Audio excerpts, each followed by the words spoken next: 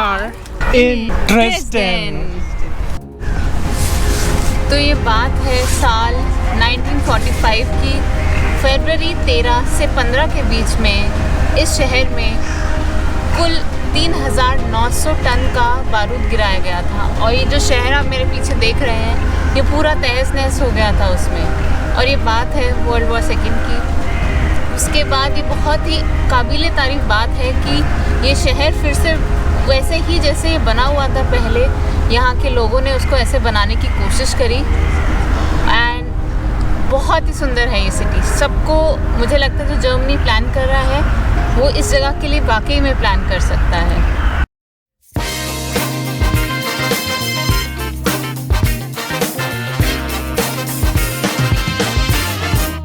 Hi guys, welcome to our channel Nan and Luchi Travels. हम कल Dresden पहुंचे और हमने यहाँ पे चेक इन किया। And today morning we are on our next destination to Wroclaw. हमने सोचा कि हम ड्रेसडन में एक ब्रेक ले लेते हैं क्योंकि a direct trip from Frankfurt to Wroclaw would have been very tiring. But before going any further, ये रही हमारी अभी तक की ट्रिप। Well, हमारा फाइनल डेस्टिनेशन तो है Wrocław in Poland. But एक दिन में Frankfurt to Wrocław is tiring for us. So we decided to break our journey at a city called as Dresden. Dresden is 450 kilometers from Frankfurt, which is a journey of 4.5 hours. Weather इतने जल्दी खराब हो जाता है ना कि next पिछले weekend सोचा था कि थोड़ा सा क्लाउडी होगा, हल्की हल्की बारिश हो रही है।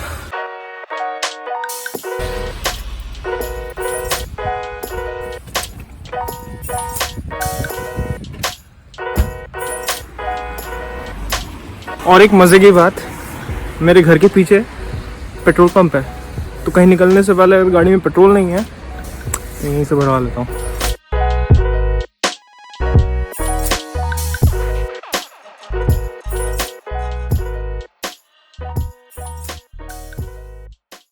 एक्चुअली जब आपको लेफ्ट लेन में होते हो ना आप जर्मनी में, तो you have to be more attentive on the road because that is the fast lane and people want to take this lane often when they want to reduce the journey time. तो हमने Midway सोचा था हम वहाँ रुकने वाले थे, पर हम रुक रहे हैं अभी उससे पहले में, क्योंकि किसी को लगी सुसु जहाँ पे KFC भी है, तो शायद लोगों का मन बदल जाए अब। नहीं मन नहीं बदलेगा, अपन बैटिंग पे है। तो आज जो मौसम है बहुत ही ज़्यादा बारिश और अजीब सा हो रहा है। हम सोच रहे थे कि थोड़ा सा बेटर मिल जाता, बट 3 हफ्ते से निकलने की कोशिश कर रहे हैं। Every week it's raining.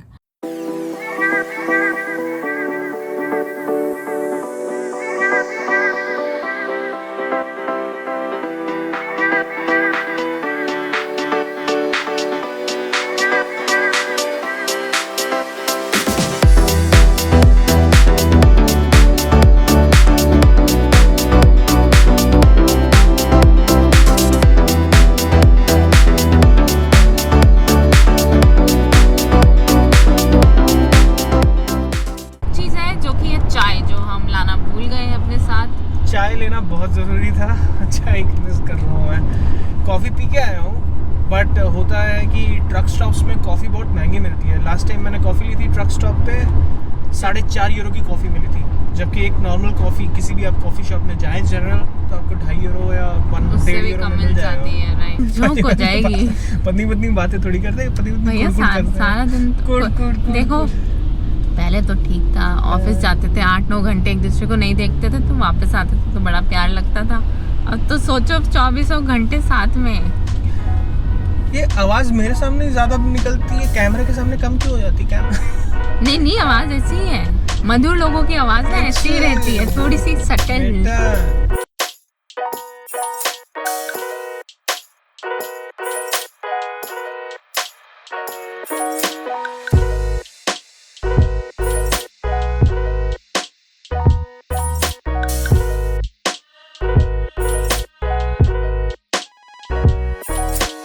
Finally हम लोग पहुंच गए हैं the mid point of our journey, half way more to go. यहाँ पे अंदर में, यहाँ पीछे रेस्टोरेंट है और कॉफी भी पी सकते हैं। And it is suppose to be number 7 best truck stop in Germany.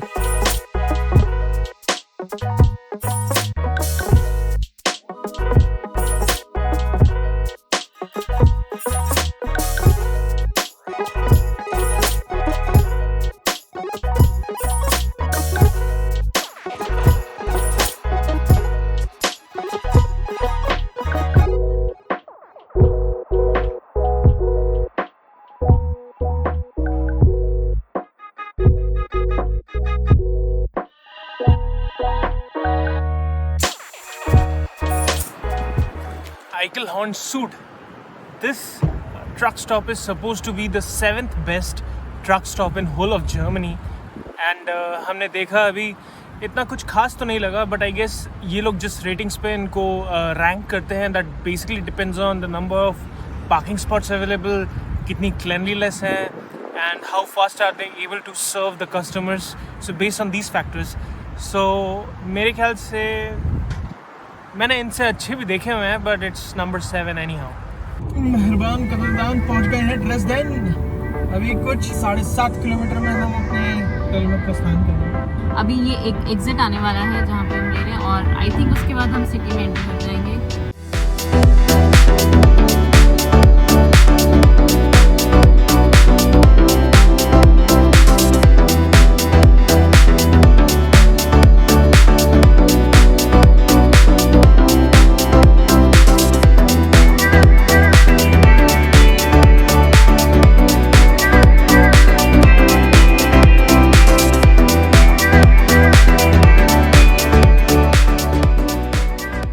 अभी हम लोग पहुंच गए हैं ड्रेसडेन. होटल में चेक इन कर लिया है.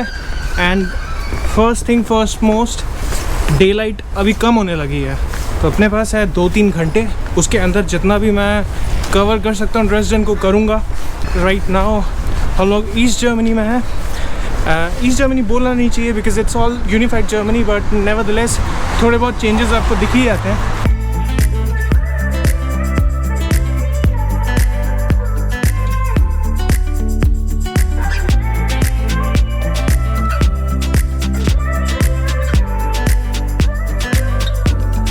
काफ़ी स्टूडेंट्स जो पढ़ने आते हैं ड्रेसडेन में, दे लाइक टू सी कि हम किस सिटी में पढ़ने जा रहे हैं, वहाँ पे कैसा है.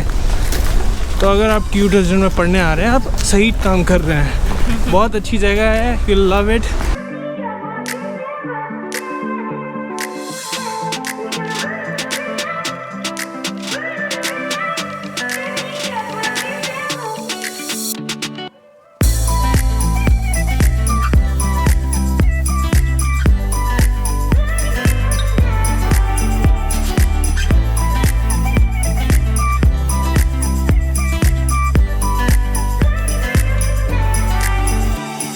इस फ्राउनकिर्che के साथ भी यही हाल हुआ था.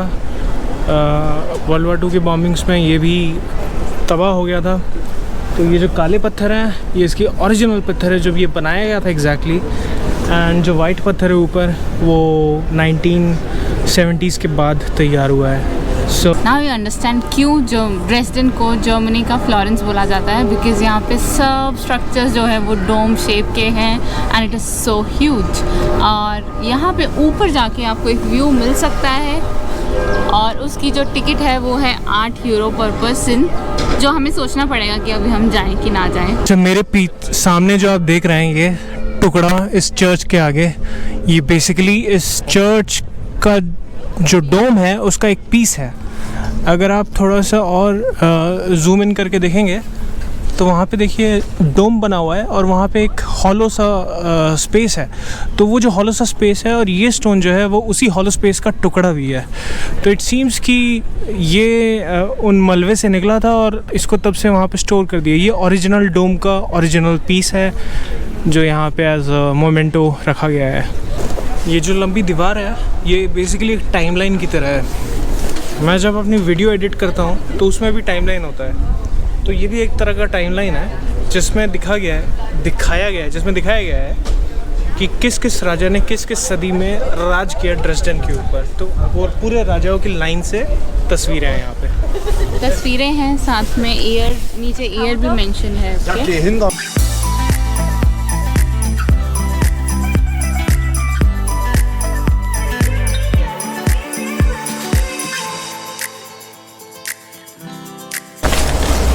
ऐसा है कि मैं इस जगह की कितनी भी तस्वीर लूँ, वीडियो लूँ, it will not justify. Because देखिए, मैं हर 2 सेकंड में मुड़ता हूँ तो मुझे कुछ ना कुछ नया मिलता है, हर 2 सेकंड में. मतलब कि and the interesting fact is, जब आप थोड़ा सा आगे जाते हैं तो आपको पता नहीं चलता इतना जॉइंट स्ट्रक्चर है आगे. When you just go ahead and then just get mesmerised and surprised कि इतनी जॉइंट बिल्डिंग्स हैं.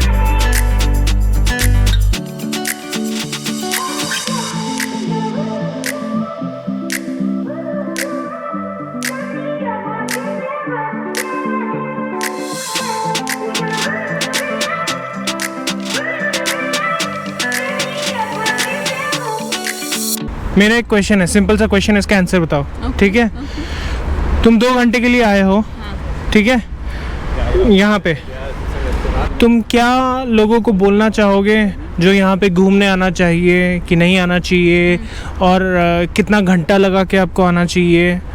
ठीक है, सो आपके पास 30 सेकेंड्स है बोलने के लिए, शुरू करिए। तो ड्रेसडेन एज ए सिटी बहुत सुंदर है, तो अगर आप सोच रहे हैं कि आप इसको 2 घंटे में पूरा मन भर के देख सकते हैं तो नहीं, ऐसा नहीं हो सकता है। हाँ, आप इसको कवर कर सकते हैं पूरे 2 घंटे के अंदर, but still you will feel कि नहीं, अभी मैं और इसको और अच्छे से देख सकता हूँ। और आपके पास ज़्यादा टाइम होगा तो आप म्यूज़ियम्स के अंदर जाके देख सकते हैं, आप चर्च के ऊपर वाले पार्ट में जाके सिटी का पूरा अच्छा व्यू ले सकते हैं, आप यहाँ बोट राइड ले सकते हैं, और उसके अलावा भी बहुत सारी चीज़ें होंगी, आप यहाँ का खाना ट्राई कर सकते हैं। So I think you need more time for this.